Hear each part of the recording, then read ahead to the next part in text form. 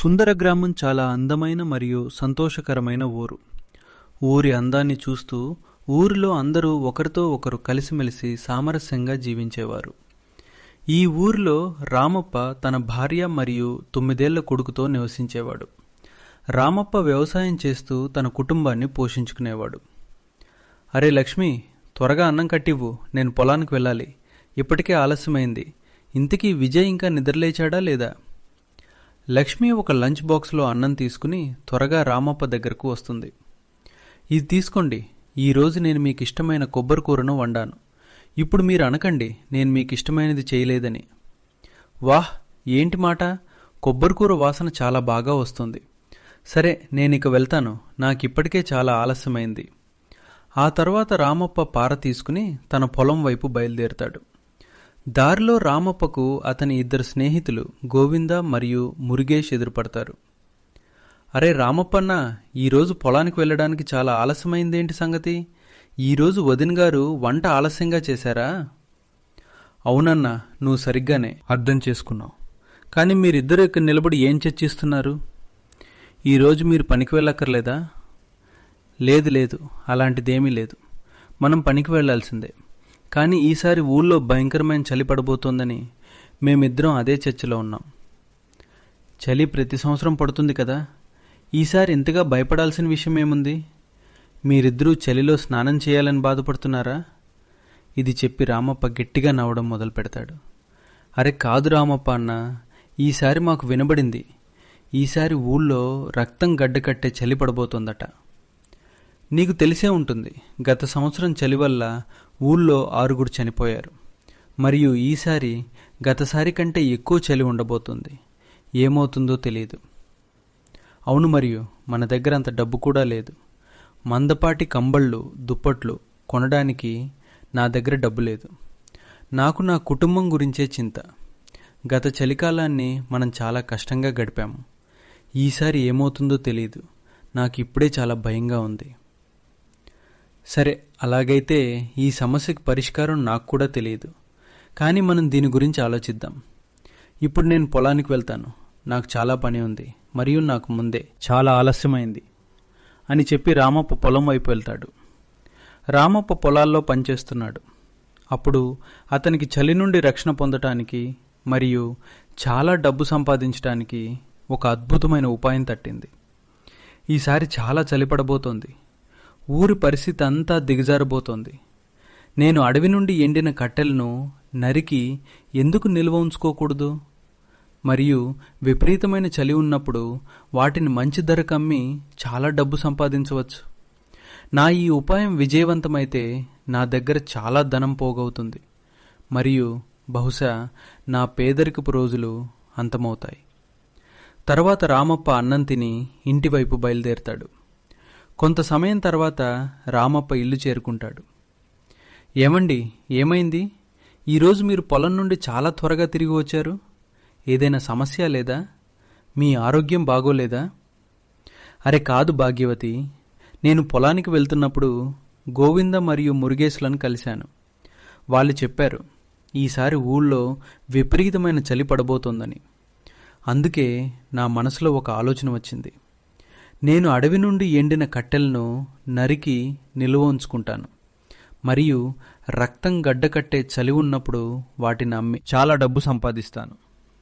అవును, మీ మాట పూర్తిగా నిజం. మనం ఇలా చేయవచ్చు. ఒప్పుకుంటున్నాను. ఏమండి, మీ మెదడు నా నాలుక కంటే వేగంగా పరిగెడుతుంది. అవునవును, ఇప్పుడు నేను అడవికి కట్టెలు కొట్టడానికి వెళ్తున్నాను. మరియు నువ్వీ మాట ఎవరికీ చెప్పవద్దు, లేకపోతే మన ప్రయత్నాలన్నీ వృధా అవుతాయి. లేదేమండి, ఈ మాట నా మనసులోనే ఉంచుకుంటాను. ఆ తర్వాత రామప్ప గొడ్డలు తీసుకుని కట్టెలు కొట్టడానికి అడవి వైపు బయలుదేరుతాడు. కొంత దూరం నడిచిన తర్వాత అతనికి కొన్ని ఎండిపోయిన చెట్లు కనిపిస్తాయి. భలే, ఇక్కడ చాలా ఎండిన చెట్లున్నాయి.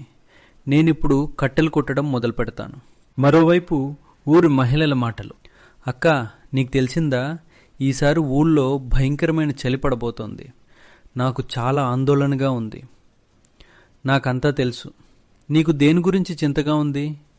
నువ్వు ఇలా 2-3 రోజులకోసారి స్నానం చేస్తావు మరియు చలి వచ్చినప్పుడు 5 నుండి 10 రోజులకోసారి స్నానం చేస్తావు. అవునవును, నువ్వు ప్రతిరోజు స్నానం చేస్తావా? పెద్దలు చెప్పారు, ఇతరులను విమర్శించే ముందు నిన్ను నువ్వు చూసుకోవాలని.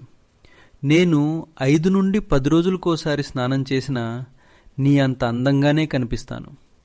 నమ్మకం లేకపోతే ఊరి వాళ్ళందరినీ అడుగు. అవును, ఈ మాట నిజమే. ఒకటే సమస్య, నీ శరీరం నుండి చాలా దుర్వాసన వస్తుంది. కాబట్టి అందంగా కనిపించడంతో పాటు అప్పుడప్పుడు స్నానం కూడా చేయి. అవునవును, సరే, నాకు తెలుసు. అందరిలాగే నువ్వు కూడా నా అందాన్ని చూసి అసూయపడుతున్నావు. సరే సరే, మీరిద్దరూ అందమైన వారే మరియు ప్రతిరోజు స్నానం చేస్తారు. ఇప్పుడు గొడవ ఆపి ఈసారి చలి నుండి ఎలా రక్షించుకోవాలో ఆలోచించండి. లేకపోతే మనమందరం మంచులా గడ్డకట్టుకుపోతాము. రక్షణకు ఒకటే ఉపాయం, దుప్పట్లో ఉండండి మరియు నీటికి దూరంగా ఉండండి. ఇటు రామప్ప ప్రతిరోజు అడవికి వెళ్ళి పెద్ద ఎత్తున ఎండిన కట్టెలు కొట్టి తెచ్చేవాడు. ఒకరోజు ఉదయం గొడ్డలు తీసుకుని రామప్ప కట్టెలు కొట్టడానికి వెళ్తున్నాడు. అప్పుడు అతన్ని గోవింద మరియు మురుగేష్ ఆపుతారు. అరే రామప్ప అన్న, నువ్వు ప్రతిరోజు ఇంత పెద్ద ఎత్తున ఎండిన కట్టెలు ఎందుకు కొట్టి తెస్తున్నావు? అరే అన్న, నీకు తెలిసే ఉంటుంది, నా భార్యకు రోజు వంటలపై ఆసక్తి. ఆమె ప్రతిరోజు రకరకాల వంటలు చేస్తుంది. ఆ కారణంగా చాలా కట్టెలు అవసరం అవుతాయి. అందుకే నేను ప్రతిరోజు అడవికి కట్టెలు కొట్టడానికి వెళ్లాల్సి వస్తుంది. కానీ రామప్ప అన్న, నీ భార్యకు వంటల పట్ల ఎంత ఆసక్తి ఉంటుందని మాకిప్పుడే తెలిసింది. మేమెప్పుడూ ఇలా వినలేదు. సరే వదిలేయండి, నువ్వు చెప్తున్నావంటే నిజమే అయి ఉంటుంది.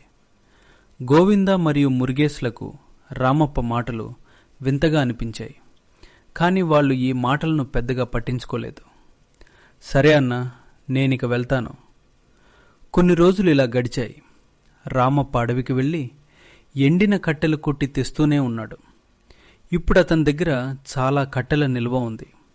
కొద్ది రోజుల్లోనే ఊళ్ళో చలిపడటం మొదలైంది. రామప్ప తన ఇంటి బయట ఒక బోర్డు పెట్టాడు. అందులో 1 కేజీ కట్టెల ధర 5 రూపాయలు అని రాయబడి ఉంది. ఊరి వాళ్ళంతా ఆ బోర్డు చూసినప్పుడు రామప్ప తెలివితేటలన్నీ అర్థమయ్యాయి. వాడు ప్రతిరోజు ఎండిన కట్టెలు కొట్టడానికి అడవికి ఎందుకు వెళ్ళేవాడో అని. అన్నా, నువ్వు రామప్ప ఇంటి బయట ఆ బోర్డు చూసావా? అందులో 1 కేజీ కట్టెల ధర 5 రూపాయలు అని రాసి ఉంది. రామప్ప చాలా తెలివితేటలు చూపించాడు. వాడు అడవి నుండి ఉచితంగా కట్టెలు కొట్టి మనకు 5 రూపాయల కేజీకి అమ్ముతున్నాడు. అవునన్నా, నువ్వు సరిగ్గానే చెప్పావు. ప్రతిరోజు రామప్ప అడవిలో ఎండిన కట్టెలు కుడుతున్నప్పుడు మనం అతన్ని అడిగాము, నువ్విన్ని కట్టెలు ఏం చేస్తావు అని. అప్పుడు వాడు ప్రతిరోజు ఏదో ఒక సాకు చెప్పేవాడు. మాకు అప్పుడే వాడి మీద అనుమానం వచ్చింది. కానీ వాడిలా చేయగలడని తెలియదు. అరే, ఇందులో ఆలోచించాల్సిన విషయం ఏముంది?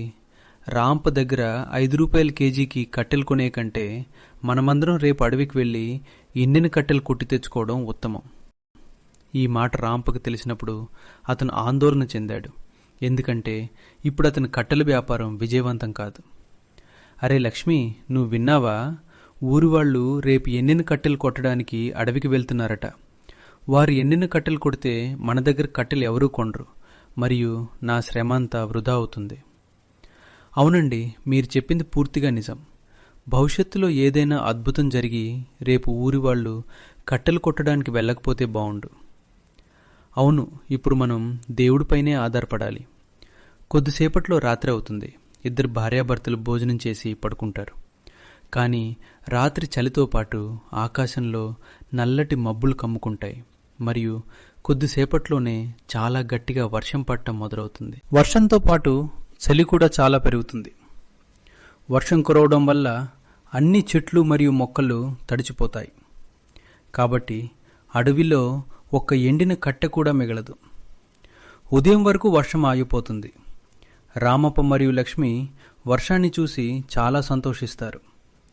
ఏమండి, చూడండి, పైవాడు మన మాట విని రాత్రి వర్షం కురిపించాడు. ఇప్పుడు అన్ని చెట్లు మొక్కలు తడిచిపోయి ఉంటాయి మరియు ఎండిన కట్టెలు మిగిలి ఉండవు. అవును, నువ్వు సరిగ్గానే చెప్పావు. ఊరి వాళ్ళు తమను తాము తెలివైన వాళ్ళమని భావించారు. కానీ వాళ్ళ తెలివితేటలన్నీ వృధా అయ్యాయి. మరియు ఇప్పుడు నేను కట్టెలు 5 రూపాయల కేజీకి అమ్మే బదులు 10 రూపాయల కేజీకి అమ్ముతాను. లేదు, మీరు 5 రూపాయల కేజీకే కట్టెలు అమ్మండి. మనం 10 రూపాయలకు అమ్మితే అది నేరుగా ప్రజలను దోచుకోవడమే అవుతుంది. దేవుడు మీ శ్రమను రక్షించడానికి వర్షం కురిపించాడు. ఇప్పుడు మీరు దీనిని దుర్వినియోగం చేయకండి. నా మనవి, కట్టెల ధర 5 రూపాయల కేజీనే ఉండనివ్వండి. నేను కట్టెల ధర 5 రూపాయలు పెట్టాను, కానీ ఊరి వాళ్ళు తమ తెలివితేటలు చూపించి మంచి పని చేయలేదు. మరియు రాత్రి వచ్చిన వర్షంతో దేవుడు ఊరి వాళ్లకు గుణపాఠం చెప్పాడు. కాబట్టి నీ సలహా నాకు అవసరం లేదు. నేను కట్టెలను 10 రూపాయల కేజీకి అమ్ముతాను. తన భర్త ఈ మాట విని లక్ష్మి చాలా బాధపడుతుంది. రామప్ప తన ఇంటిపేట పెట్టిన బోర్డును మార్చి అందులో 10 రూపాయల కేజీ కట్టెల ధర అని రాస్తాడు. ఇది చూసి ఊరి వాళ్లకు చాలా కోపం వస్తుంది. కానీ వాళ్ళు ఏమీ చేయలేరు. చూడక ఊళ్ళో ఎంత చలి పడుతుందో. మన దగ్గర కొద్దిపాటి కట్టెలే ఉన్నాయి. వీటినే కాల్చుకుంటూ ఈ చలి నుండి రక్షణ పొందే ప్రయత్నం చేస్తున్నాము. అవును, నువ్వు సరిగ్గానే చెప్పావక్క. మా దగ్గర కొద్దిగా కూడా కట్టెలు లేవు. కాబట్టి మేము నీ ఇంటికి మంటసెగ తీసుకోవడానికి వచ్చాము.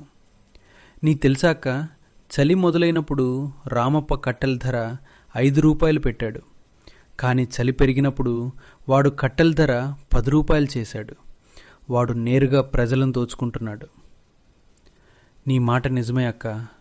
మనం అడవి నుండి ఎండిన కట్టెలను కొట్టి తెచ్చుకోవాలని ప్లాన్ చేశాము.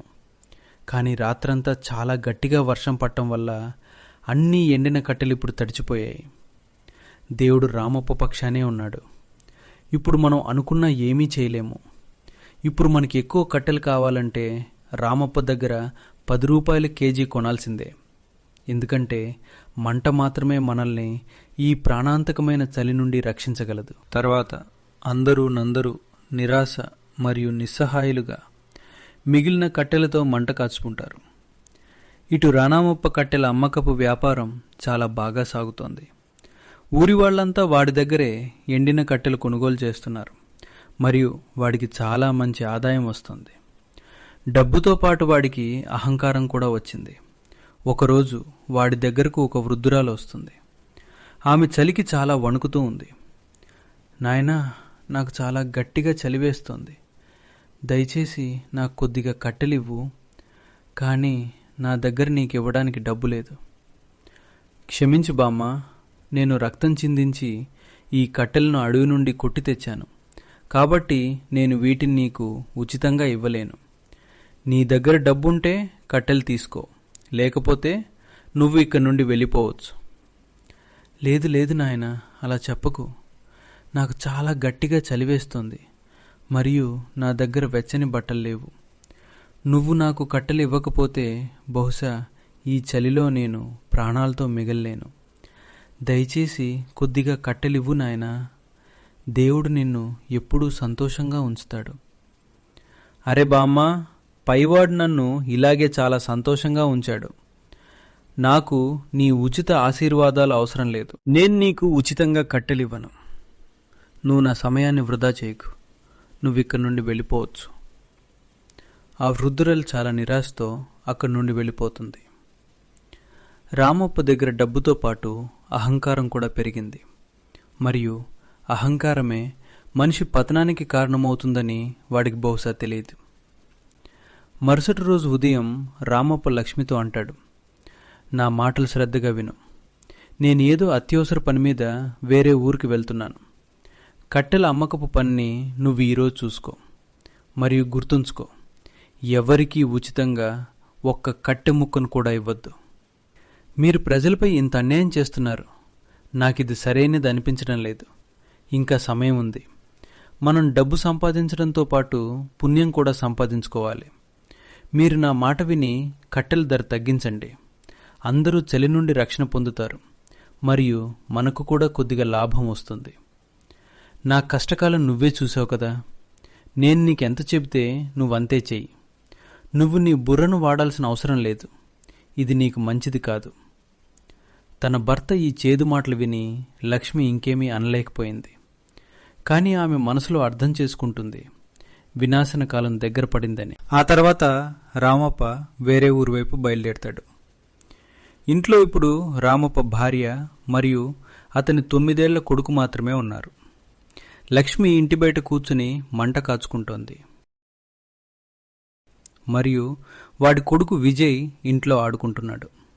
విజయ్కి చాలా చలిగా ఉంది మరియు విజయ్ ఇంకా చాలా అజ్ఞాని. నాకెంత చలిగా ఉందో, అమ్మ బయట మంట సెగ తీసుకుంటోంది. ఇక్కడ నాన్న పెట్టిన ఎండిన కట్టెలున్నాయి. నేను వాటిలో కొద్దిగా నిప్పు వెలిగించి సెగ తీసుకుంటాను. విజయ్ చాలా అమాయకుడు. ఒక కట్టెకు నిప్పు పెడితే మిగతా కట్టెలన్నీ కాలిపోతాయని వాడికి తెలియదు. విజయ్ ఒక కట్టెకు నిప్పు అంటిస్తాడు. కట్టెలన్నీ ఎండిపోయి ఉండటం వల్ల వెంటనే అన్ని కట్టెలకు మంట అంటుకుంటుంది. చూస్తుండగానే వాళ్ల ఇల్లు కాలిపోవడం మొదలవుతుంది. లక్ష్మి బయట నిలబడి ఏడుస్తోంది. ఎందుకంటే ఇంట్లోకి వెళ్ళడానికి ఏ దారి లేదు. ఇల్లంతా భయంకరమైన మంటలు అంటుకున్నాయి మరియు మంటలు ఆర్పటానికి ఎవరూ రాలేదు. ఎందుకంటే రామప్ప కొద్దిపాటి డబ్బు కోసం అందరి మీద అన్యాయం చేశాడు. ఆ మంటల్లో రామప్ప కొడుకు విజయ్ కాలి చనిపోతాడు. కొద్ది గంటల్లోనే ఇల్లు కాలి బూడిదైపోయింది. రామప్ప ఇంటికి తిరిగి వచ్చినప్పుడు లక్ష్మి అతనికి జరిగిందంతా చెబుతుంది. ఇది విని రామప్ప చాలా ఏడవడం మొదలు పెడతాడు మరియు అతనికి తన తప్పు తెలుస్తుంది.